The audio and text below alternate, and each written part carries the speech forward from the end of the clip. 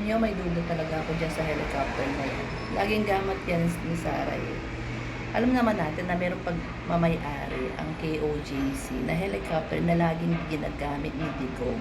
At walang kakayahan ang KOJC na bumili ng helicopter at ang mga ari-arian, di ba? Magpagawa ng pinakamalaking arena, walang kakayahan. May duda talaga ako dito sa helicopter na ito eh. Opinion ko lang to ha. Feeling ko sa kanila talaga yan. Yan yung lagi niyang gamit. Sipin mo, naka-helicopter. Ano ang dala niya? Isang batalyon. O hindi naman, masyado na over yung batalyon. Ano ang dala niya?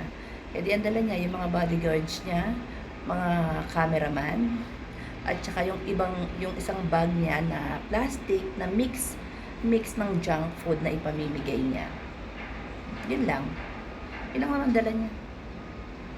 Dala niya, mga bodyguards niya, mga cameraman, at yung isang supot niya na mga junk food na mix na ipamimigay niya sa mga bata.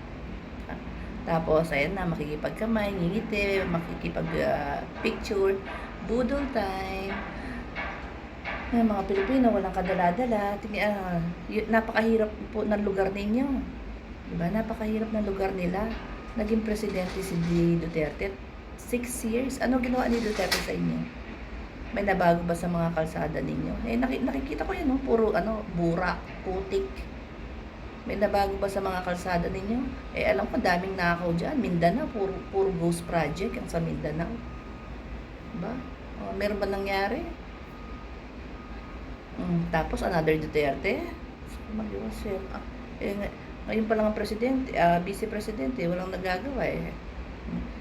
Biktima pa lang kayo, wala nang nagagawa. Andala, puro bodyguards, tsaka cameraman.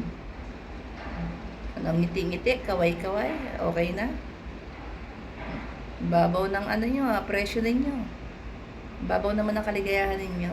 Yan lang ba ang halaga ninyo? Ang tanong ko. Ako sa akin, di pwede yan, no? Pagsilbihan mo ako. Di pwede sa akin yung ngiti-ngiti, kaway-kaway, lalapit ka sa akin, makikipagkamay ka, sipahin pa kita eh. Kailangan ko serbisyo, kailangan ko ayuda. Sasabihin, hindi siya sang-ayon sa ayuda eh, kaya hindi siya nag-aayuda. Hindi siya sang-ayon sa ayuda. Pero ang dami niyang budget para sa mga ayuda sa namatayan, sa hospitalization, saan pa ba? Marami pang hinihingi eh. Marami siyang budget sa ayuda. May mga pondo siya. May mga pakain pa nga siya, di ba?